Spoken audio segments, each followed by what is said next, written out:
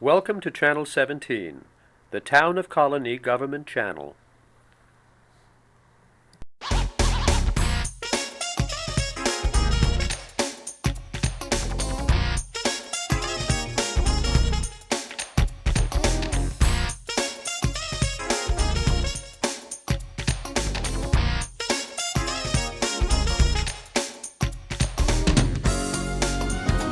Hello, I'm Colonie Town Judge Peter Crummey, and welcome to Benchmark. We'll explore a variety of issues involving our justice system, our legal system, and how they intersect with the citizens of the town of Colonie. Today, we are truly fortunate to have with us Dr. Leonard Cutler, Professor of Public Law at Siena College. Dr. Cutler has written a variety of books and articles concerning a wide area of law, including, and more recently, issues involving post-9/11 law, not only legislatively, but also judicial interpretation of those laws. We're so pleased to have with us Dr. Cutler. And Len, thank you for joining us today. My pleasure, Peter. It's wonderful to be here. Well, you've been at Siena College now as a professor of public law for nearly 40 years, is that correct? This is my 40th. Well, it's just starting. Certainly a great asset to our entire community, and I'm sure the school feels the same way, to have your involvement throughout those years. And I understand this year as well, just very recently, you've received an award for excellence in the research and scholarship at Siena College as well. Yeah, I'm deeply honored and humbled to have been selected for the Raymond Kennedy Excellence in Research and Scholarship Award for this year. And it's particularly rewarding given the fact that the judges are your peers. So it makes it all the more significant for me. Well, you've performed in so many capacities at Siena College and in our community at large as well. In fact, you and I first met back in 1987 when we were both working for Senator Warren Anderson, then Majority Leader of the New York State Senate, and I was called into his office as a new young counsel there, and you were in there, and he asked us and some others to actually co-author the first ever New York State Senate report on acquired immune deficiency. I remember that all too well, very definitely. And Senator Anderson, of course, just an ultimate gentleman. Great opportunity to work for him, to be part of his staff. Met quite a coterie of colleagues in the public policy arena. And at the same time, I have to say, Peter, that wearing the hat of a public law professor and teaching my students here at Siena College and working for the state Senate, being part of the state legislature, we were truly able to capitalize on the Capitol, to send students who in fact had an interest in public policy, the people's business, all right, and get exposed to how the legislature functions, many of whom subsequently went on to become public officials themselves in terms of staff capacity, even elective capacity. Well, that's for sure, and I feel that like Siena College, Albany Law School, which is my alma mater, also benefits by being involved with the, in my opinion, the second most important capital in the entire United States of America. And Siena has certainly benefited that way, and you've been able to make those opportunities available for your students as well. Yeah, and I'm delighted to have done that. And I have a lot of help and cooperation from the members of the state legislature, both sides of the aisle. I did indeed work for Senator Anderson and then subsequently Ralph Marino, his successor. And I had the distinct pleasure of serving on the staff of Governor George Pataki for 12 years before he retired from office. So I had the best of all worlds in terms of being in the legislative process, being part of the executive process, and at the same time, Peter, having my students get that exposure to the process. Because being 3 miles from the Capitol or 4 miles from the Capitol, it's just inconceivable to me that in a post-secondary educational sector, you don't capitalize on the Capitol. And that's my motto. That's truly my motto. And the students, I think, have benefited considerably. Well, Doctor, certainly the brief time we have here today would never do justice to the length and breadth of your work over the past 40 years. But I do find some issues that I think are so fascinating to me that I wanted to get your input on a variety of those issues, including the Supreme Court of the United States. And I've certainly been a minor student of that whole process, and actually did a book review for the library some months ago on Packing the Court, which is a recent publication about the Supreme Court. But we have a vacancy coming up, I believe, soon. Yes, what say you? Yes, we do. John Paul Stevens, after a distinguished 34-year career, is going to retire at the end of this term. The President, Barack Obama, now has an opportunity to fill his second vacancy. Sonia Sotomayor, of course, was the first once David Souter stepped aside. I think, Peter, that this particular appointment could be a little bit more testy for him, depending upon who he selects. The reason I say that is, number one, the Republicans are chomping at the bit to try and take back the majority in the Senate, certainly make meaningful gains in the House, even though the House is not directly involved in the selection process of Justice Stevens' successor. It would seem to me that the President, coming off this rather testy confrontation over health care reform and other issues that are certainly percolating on the legislative calendar before they adjourn, I don't know that he's going to, in fact, want to have an eyeball-to-eyeball confrontation with the Republican members of the Senate committee. And we got a preview of it. Just recently, Pat Leahy and Jeff Sessions, Pat Leahy, the chair of the Judiciary Committee, and Jeff Sessions, the ranking minority member, were both on the weekend talk show circuit, okay, the talking head shows. Sure. And Senator Leahy suggested to the commentator that, in fact, this summer, the president will put the name forward, and we're going to just go ahead and, confirm. And Senator Sessions responded, not so fast.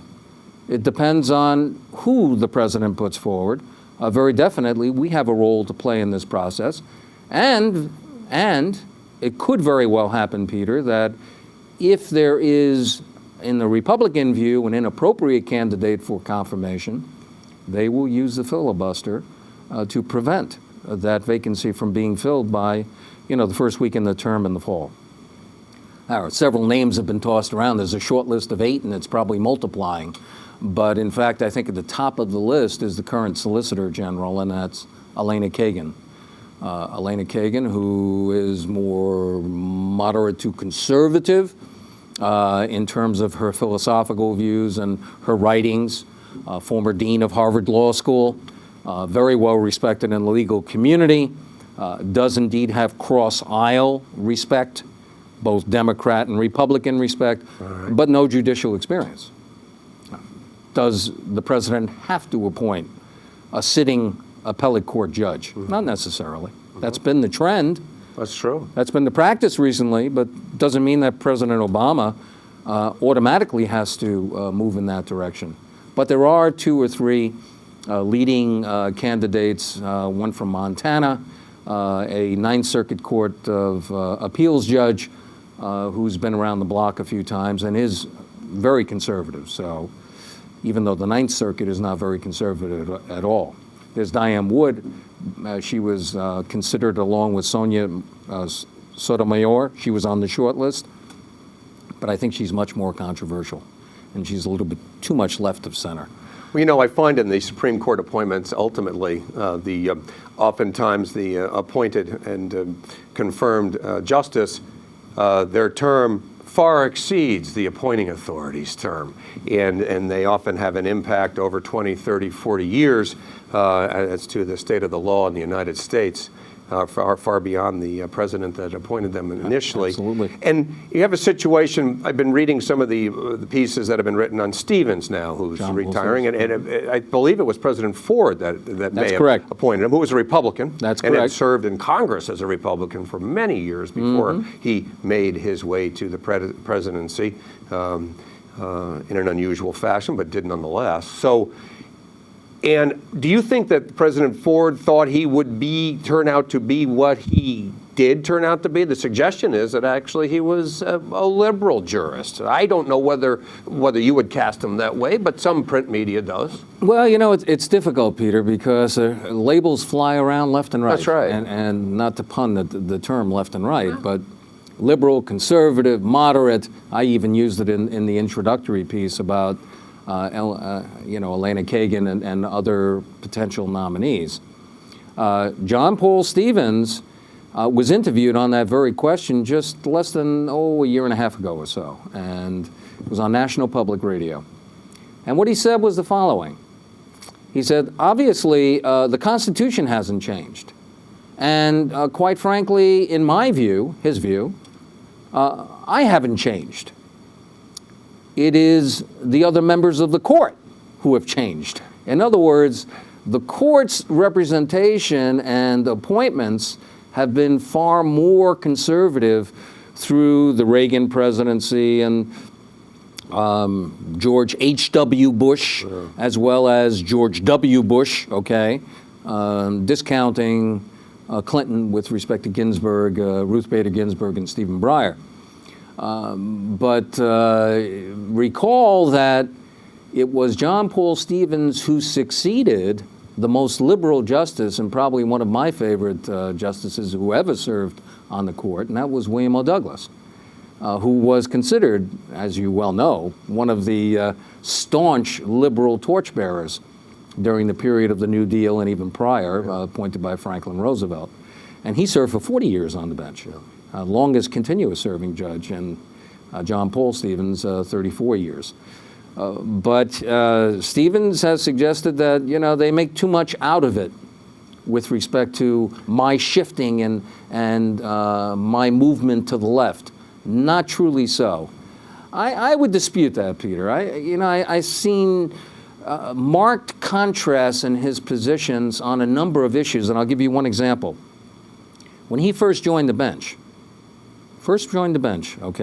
as junior associate justice, he was pro-death penalty and joined with the majority with respect to supporting death penalty cases that were in fact adjudicated by the court. About 7-8 years ago, John Paul Stevens becomes the great dissenter on the death penalty. And certainly he admits that, in fact, he had a change of heart. Well, that's a quantum shift, as far as I'm concerned, from being pro-death penalty to considerably anti-death penalty. And the reason why he shifted, so he explained in both writing as well as verbally in interviews, was that in his view it was ineffective and should not be applied. Well, Len will we'll stay tuned as they move forward this summer on the confirmation process. Absolutely. And, we'll look forward to that. Absolutely. Now, you have been published many times, including most recently with the books and articles concerning the law post 9/11, including a recent book of the rule of law and the law of war as well, among others. And I know that our entire country has been immersed in the whole change in anti-terrorist efforts and whether citizens have lost some of their freedoms as a result of certain laws that have been established by Congress and maybe court interpretation as well. And I wondered whether you thought that actually the post 9/11 laws that have been put in place, not only by the federal government but by state government as well, and the court's view of those laws has actually caused citizens of the United States in general to lose some freedoms they individually enjoyed. And if so, are we better off anyway as a country? You raise a very legitimate question. We were all traumatized as a result of the heinous tragedy of 9/11, the disaster. 3,000 lives, over 3,000 lives were lost, Peter, including former students of mine from Siena College, former colleagues of mine who were on the governor's staff. And That's right. It affected me personally. in addition to countless of others who lost loved ones and friends, and very definitely relationships. And I think a new attitude was born, because up to that point, if you think about it, Peter, our nation was viewed as impenetrable. Think about it in the context of being subject to foreign invasion, so to speak. Right. I mean, the closest we came was Pearl Harbor in recent memory, right? 1941, Right. Period of World War II. And this, as I say, this tragedy exposed the vulnerability of the United States. And I think it was very definitely a wake-up call, not just for the United States government, all right, regardless of political persuasion, regardless of branch of government, whether it be Congress or the president for that matter, but as well the American citizenry. And when I began to focus on the issues that came out of 9/11, one of the things I looked at and looked for was, public response and public reaction, because, as you correctly point out, there were indeed rules and regs issued very early on by President George W. Bush. The authorization for the use of military force, a joint congressional resolution, which for all intents and purposes provided the president, whether it be George W. Bush or Barack Obama, because it's still in effect, with a great deal of latitude of authority to, in fact, punish, seek out those who aided, abetted, in any way assisted in the terrorist attacks on the United States and promoted terrorist activity against the national security interests of the United States. The American citizens overwhelmingly responded in the affirmative in terms of taking a very hardline national security protectionist perspective. To the point, Peter, where in poll after poll, in the immediate aftermath, the period of a year to a year and a half, for that matter, of what occurred on September 11. I'm willing to sacrifice, what's assumed to exist in the Bill of Rights or my state constitution's Bill of Rights to protect my personal security and our homeland security, because we even create departments of homeland security. Well, the Bush administration very definitely responded in kind, and we had wireless, as you know, wireless surveillance without any warrants issued by courts. The NSA program, which was subsequently determined to be unconstitutional, illegal in several courts. It was eventually, ceased to practice, but the president, in fact, was able, President Bush, and then subsequently again, President Obama, was able to get congressional support to achieve his objectives regardless. We have the Military Commissions Act, which was enacted by Congress in 2006 to indeed try, prosecute and try those who were suspected of being terrorists and aiding and abetting the attackers against the United States and threatening our national security, whether it be Al-Qaeda or, for that matter, the Taliban, who first were destroyed in Afghanistan, Operation Enduring Freedom, and then reemerged. And we're very actively involved in that war today. That's what it appears. Yeah.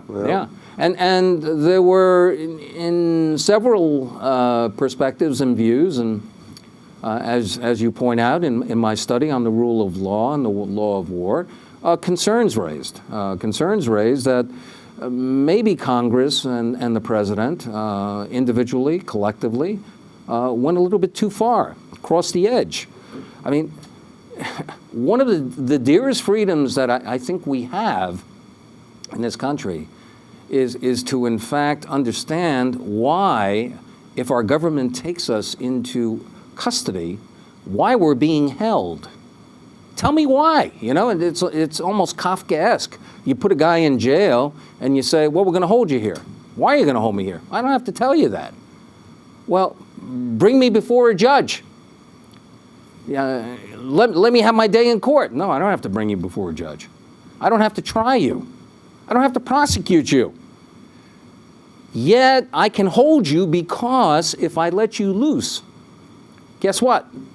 You become a viable threat to our citizenry, our homeland, and I'm not going to let that happen on my watch. Well, who do those provisions apply to? Because in the everyday world here in my busy criminal court, no one can be brought over to the Albany County Correctional Facility unless I say so. Police just can't take you over there. You need a magistrate to sign a commitment.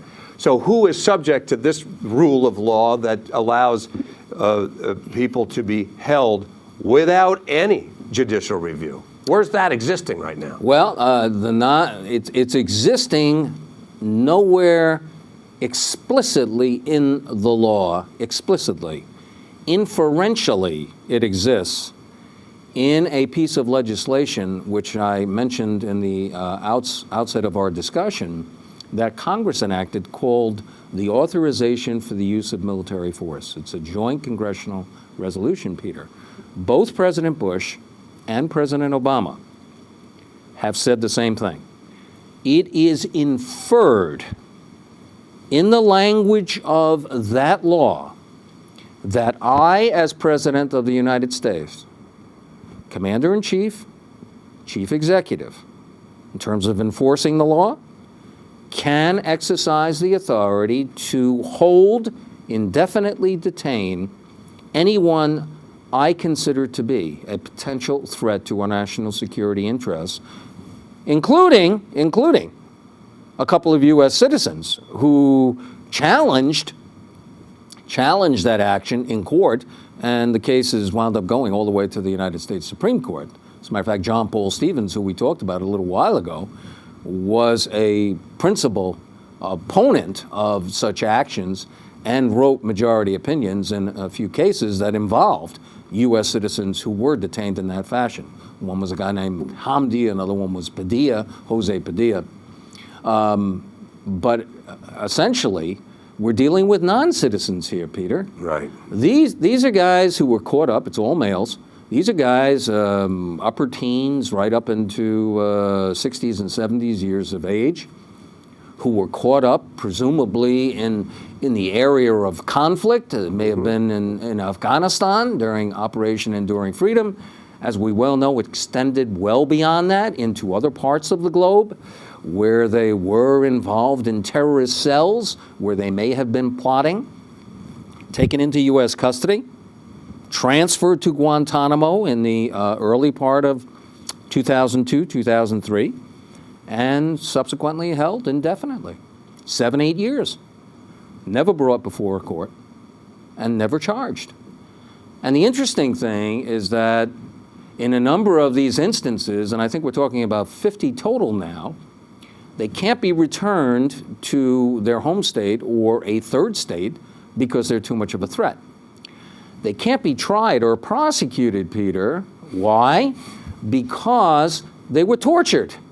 And the confessions that were, in fact, given as a result of enhanced interrogation, known as torture, is not admissible in a court of law for prosecutorial purposes. So what do you do with them? You can't release them.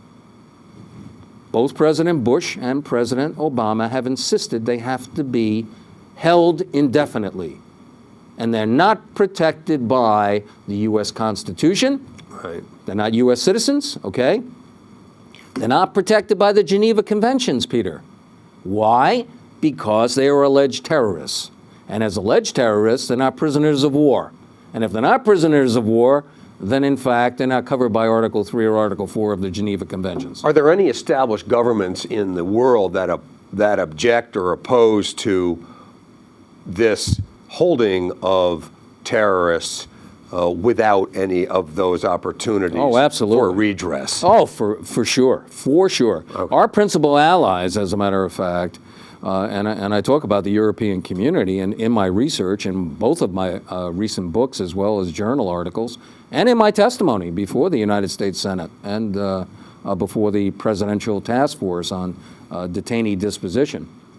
The United States was indeed challenged and criticized by our closest ally, Great Britain, for this kind of practice. Britain, France, Germany, Spain, Portugal. We can go on, in addition to other nations from all parts of the globe. they've been very critical of us. Why do you think then that the United States can do it? Why? Why can we do it? Those other countries object, but still it's being done. Is that correct? That's correct. Well, then those individuals are being detained and retained in U.S. custody because there's no way that, in fact, they can be released and no way they can be tried. So the position of the United States government has been consistent. If somehow, in some way, those individuals were allowed to fend for themselves, or even allowed to leave our territory, that would create a potential danger to the health, safety, and welfare of you and me, Peter, and our homeland. Right. And that's, that's just unacceptable. So what both administrations have said, a little less forcefully from Obama, but very definitely President Bush and his Secretary of State, Condoleezza Rice, argued from the perspective, you're not in the situation we're in. You don't have those terrorists in your custody. Right. How would you respond under those circumstances? We were attacked. We lost those 3,000 plus lives. That's right. Well, obviously our viewers are just beginning to recognize how fortunate the Siena College students are to have you leading class after class. Tell me about the pre-law program at Siena College. It's been in existence formally now for a little bit over a decade. We have probably 100 pre-law students who are so designated as interested in the concentration and pursuing a certificate in pre-law study. We have a curriculum, recommended courses, Peter, that students are supposed to take, emphasizing critical thinking and critical reasoning skills, good communication skills, excellent writing skills, as well as basic exposure to the kinds of pre-law courses that they'll face in law school, the criminal law and the business law, constitutional law, first year and second year law school courses. We have a distinguished jurist in residence. Very pleased that James P. King, just a wonderful guy, outstanding jurist, has been with us for the past, it's going to be 7 years now. And Jim is a mentor. He doesn't teach in the classroom, but in fact, he works directly with the students. He coaches our moot court mock trial team with Sonia Van Bortel, who's another alum of Siena College. And our team has been rather successful. We've gone to the Nationals 3 times, most recently this year. And we got defeated in terms of making the finals in the last round of the national tournament at Pace Law School just a few weeks ago. Columbia whooped us in the last round, and Columbia has been a national not only finalist, but champion 5 of the past 7 years. We have a very active pre-law society. We're doing a major field trip to the Court of Appeals. We're going to be hosted by Associate Judge Vicky Graffio, a daughter of Siena, and a very dear friend of mine, as well as the other members of the court. So our students are going to get that kind of exposure. And we hold an annual mentor event. We have between 125 and 130 alums who are judges, practicing attorneys, public sector and private sector, Peter, who work directly with the students, provide internships, summer experiences, communicate with them, online, back and forth. It's just, as far as I'm concerned, an invaluable relationship to have such community affinity between our alums and our Siena College students. Well, our graduates don't forget where they came from. Well, it's no doubt one of the strengths of this local college, and of course, the town of Colonie is proud to call it their home over all these years too. And you're upon the 11th annual pre-law mentoring program as we speak. That's correct. That's right. So you'll have a variety of distinguished jurists, and you've also mentioned Judge Graffio, who was a guest on Benchmark some months ago. And you're absolutely correct. She is a very special person. She is and only adds to the judiciary here in the state of New York. Yes, she does. And for someone with so many local roots, and she has shared herself with all of us in so many different ways, and always happy to do so. And what a great opportunity for Siena as well to be able to utilize your relationships with people over these years to enhance the Siena program. Thank you. As well. Well, I like to share with my students, and whatever benefit can be accrued in these kinds of situations and these kinds of relationships, I think accrues to the benefit of the college and our community, quite frankly. Well, you're certainly have a full plate here at Siena College and continuing to write and to be published. As a resident of the Capital Region, we're so fortunate to have you. Do you find that you have any time to either travel or to engage in any outside activity besides your busy agenda here?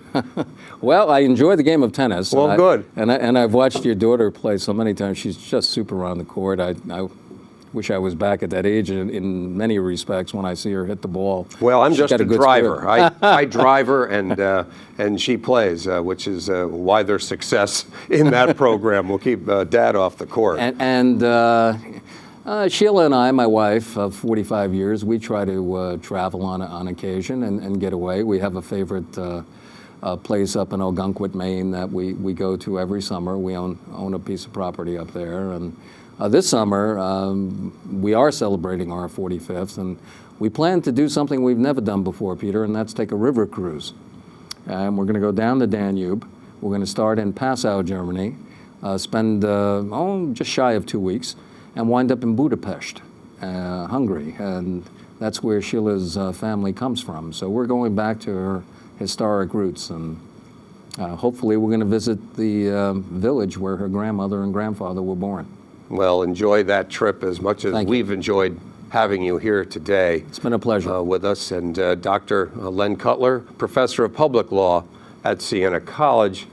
We're so very fortunate to have Dr. Cutler with us today. I'm Judge Peter Crummey, and thank you for joining me on Benchmark.